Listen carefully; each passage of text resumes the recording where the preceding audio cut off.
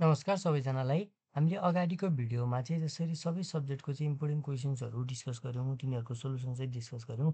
आजको यो भिडियोमा चाहिँ हामी बायोलोजीको चाहिँ इम्पोर्टेन्ट क्वेसन्सहरू मात्र सरर हेर्छौँ है। क्लास 12 को बायोलोजी है त। अब एक्जाम पनि भोलिको लागि चाहिँ हामीले मजाले प्रिपेयर गर्नुपऱ्यो।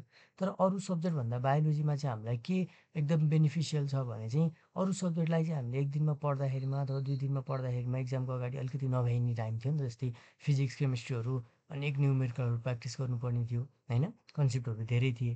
तर बायोलोजीमा चाहिँ हाम्रो के हुन्छ भन्दा चाहिँ फिक्स क्वेसनलाई हामीले ट्याक्क ट्याक्क ट्याक्क ट्याक्क पढ्दै गयौँ भने चाहिँ मार्क्स चाँडै चाँडै कभर हुन्छ क्या है। जस्तै अब हामीले एउटा फिक्स क्वेसन हेऱ्यौँ अनि त्यसलाई याद गऱ्यौँ भने त हामीले लगभग 5-10 मिनट 15 मिनटमा नै एउटा क्वेसन त पकेटमा राख्यो नि त होइन। फिजिक्सको के हुन्थ्यो, एउटा क्वेसन गर्नको लागि हामीले त्यो च्याप्टरको हरेक कन्सेप्टहरू बुझेर अनि न्युमेरिकल पनि धेरै नै प्र्याक्टिस गर्नुपर्ने हुन्थ्यो होइन हो। त्यही भएर चाहिँ बायोलोजीलाई चाहिँ एकदमै सजिलो छ, तिमीहरूले राम्रोसँग प्रिपेयर गर्न सक्छौ है त। र हाम्रो फर्स्ट च्याप्टरबाट चाहिँ तिमीहरू अब बायोलोजी भइसकेपछि त मेन कुरा भनेको फिगर होइन। तिमीहरू सबैजनालाई थाहा नै छ, फिगरमा चाहिँ एकदमै फोकस गर्नु पऱ्यो, ठिक छ। फर्स्ट च्याप्टरबाट चाहिँ 5-8 मार्क्स जतिको आउँछ होइन। यसबाट इम्पोर्टेन्ट भनेको तिमीहरूलाई राखिदिएको छु होइन। यो चाहिँ तिमीहरूले एकदमै फोकस गरेर पढ्नु पऱ्यो है। त्यसै गरी युनिट 2 को सरर हेर्न सक्छौ है। मैले यो डबल हाइलाइट गरेको यो चाहिँ डिफ्रेन्स बिट्विन सोचेसबाट होइन हो। यो डबल हाइलाइट गरेको चाहिँ एकदमै इम्पोर्टेन्ट छ। यो कुराहरूलाई फोकस गर्नु पऱ्यो। एकदमै सर्ट भिडियो बनाउँछु, त्यही भएर मैले सरर भनिदिन्छु मात्र है त।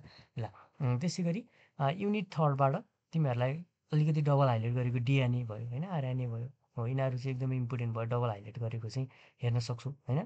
अनि त्यसै गरी चाहिँ यो कुराहरू हेर्न सक्छौ। युनिट 4 भइहाल्यो, ठिक छ। त्यसै गरी अब हामी जान्छौँ युनिट 5मा। युनिट 5बाट पनि अलिकति मैले यो डबल हाइलाइट गरेकोलाई चाहिँ फोकस गर्नु पऱ्यो होइन। अनि फर्स्टमा चाहिँ सिलेबसमा इम्पोर्टेन्ट कुराहरू फोकस गर्ने, अनि त्यस पछाडि बाँकी रहेको कुराहरूलाई पनि सरर एकचोटि चाहिँ हेर्नुपर्छ है। यही त भयो भने केही पनि कुराहरू छुट्दैन नि त होइन। डिफ्रेन्स बिट्विनमा चाहिँ जेनरली सोध्ने भनेको चाहिँ यो होइन। यसमा पनि अझै बढी सोध्ने भनेको चाहिँ जुन मैले रेड कलरले चाहिँ टिक गरेको छु होइन, यिनीहरू चाहिँ के हुन्छ अझै बढी इम्पोर्टेन्ट है। यो 4वटा मध्ये चाहिँ डिफ्रेन्स बिट्विन सोधिराखेको हुन्छ र यिनीहरूमा मध्ये यो 2टा चाहिँ एकदमै इम्पोर्टेन्ट भइहाल्यो होइन। त्यसै गरी यो हेर्न सक्छु हाइलाइट गरेको।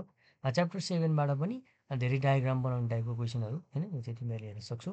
त्यस पछाडि गएर हामी जान्छौँ च्याप्टर 8मा। च्याप्टर 8मा चाहिँ तिमीहरूलाई अलिकति धेरै मार्क्सको कभर हुन्छ होइन। पढ्नुपर्ने कुराहरू पनि धेरै छ नि त होइन हो।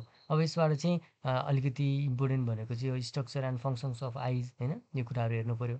अनि त्यसै गरी चाहिँ यो मैले हाइलाइट गरेको छु, डबल हाइलाइट गरेको कुराहरूलाई चाहिँ अलिकति बढी फोकस गरेर चाहिँ सरर हेर्नु पऱ्यो। अनि त्यसै गरी चाहिँ हामी युनिट 9मा जान्छौँ होइन। युनिट 9मा चाहिँ तिमीहरूलाई डिफ्रेन्स बिट्विन अनि त्यस पछाडि गिभ रिजन टाइपको जस्टिफाई इट होइन। अनि यो कुराहरू चाहिँ तिमीहरूलाई यसबाट सोध्ने रहेछ है। त्यसको लागि चाहिँ सरर सबै कन्सेप्टहरू चाहिँ क्लियर हुनु परिहाल्यो होइन। त्यो भएपछि गर्न सकिहालिन्छ। अनि त्यसै गरी युनिट 10को लागि यो कुराहरू भइहाल्यो होइन। अनि त्यस पछाडि 10.2 है, यति नै हो। अब यो भिडियोपछि हामी नेक्स्ट भिडियोमा चाहिँ अरू कुराहरू डिस्कस गरिन्छ। थ्याङ्क यू सो मच है त सबैजनालाई। आजको लागि चाहिँ हाम्रो यति नै है।